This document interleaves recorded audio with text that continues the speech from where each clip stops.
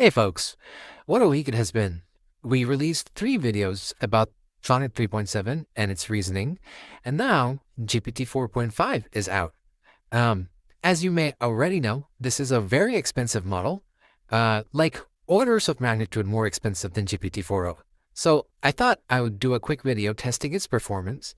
Now, almost all the frontier models are acing all of our evaluations, so the expectation here is that GPT 4.5 should do well too. But let's see how it does. Before we continue, I would like to ask you for a favor. As you can see, we are a very new channel with a small number of subscribers. So if you enjoy our content, please consider subscribing. It costs you nothing and it helps us grow. Also, check out our website PromptJuty.com. You can sign up and create your own custom evaluations, or you can look at community evaluations for a wide variety of use cases. We have published hundreds of evaluations and are releasing more every week. If there's one thing that you take away from this video, please let it be that you should be testing your own prompts with your own data to see what works best for your use case. PromptJuty helps you do just that. Now, back to the video. So we're going to do a total of 4 tests. These are a simple classification task, a named entity recognition task, code generation, SQL generation task, and a vision-based retrieval augmented generation task.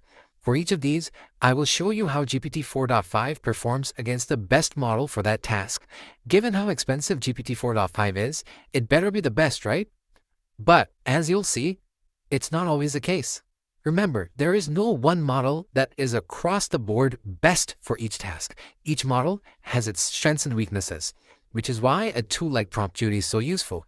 You can pick and choose the best model for the specific use case that you have.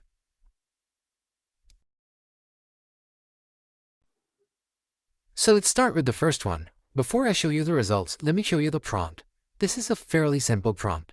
The goal is to classify a question if it's violating a list of predefined rules. I'm not going to read the entire prompt out loud, but you can read it in the description below. The general idea is that we need to ensure that the question is not trying to get the model to generate any harmful content or reveal its system instructions. Let me show you the results. Exactly as expected, GPT 4.5 did great, but that's not surprising because much smaller and cheaper models are also performing well at this task. That said, let's move on to the next one. This right here is the named entity recognition task. The goal is to extract entities from text. Here's the prompt. As you can see, we're giving it a question and some rules, and it's supposed to extract the entities from the text. Again, I'm not going to read the entire prompt out loud, but you can read the whole thing in the description below. And now, let's take a look at the results. GPT-4 is doing all right, but definitely it's not the best model. And I think this is really, and this question right here, I think is an issue with the eval. So we should just ignore it. If there's a Mandarin speaker in the audience, please help correct me. But overall, the point I'm trying to make is, for the cost, I don't think we're getting that much more bang for the buck from GPT 4.5.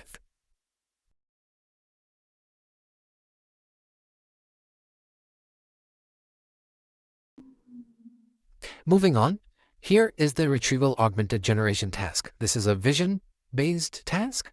So, as you can see, we are given a question and a context, and we need to answer the question on basis of the context. There are a bunch of images, which are basically page snapshots from a bunch of PDF documents that are included. There are a whole bunch of instructions in the prompt, and I'm not going to read through all of them, but the link to the prompt is in the description below if you want to take a look. All the Sonnet videos that I made go into much more detail for this test, so please check it out if you want to learn more about this test. Let's just quickly look at the results. So GPT 4.5 is not doing that well. It did make a small mistake here. And at first sight, this does look like a hallucination. I'm going to dig in a bit further after I post this video, and if I have additional information, I'll post a follow-up. But if any of you have any ideas, please let me know.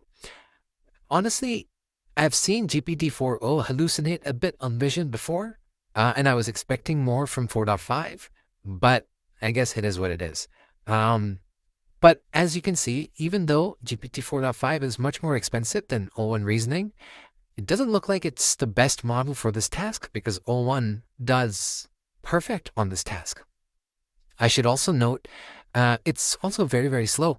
I don't know if it's because it has just been released and the entire internet is using it, or if it's just because it's a big model and it's slow because it's very large.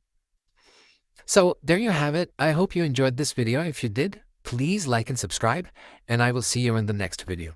Thank you. Now comes the fun part. So this is a code generation task, specifically an SQL code generation task. The goal is to generate an SQL query based upon a schema. So let me show you the prompt first. Pretty straightforward. Given a schema and a question, provide the SQL query. And then we basically take the SQL query, run it against the database, and compare it with the expected SQL query.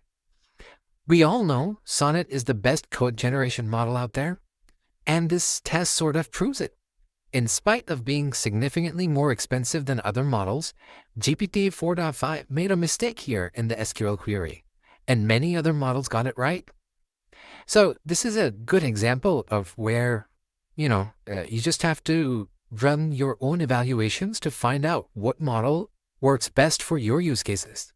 And PromptJuty helps you do just that.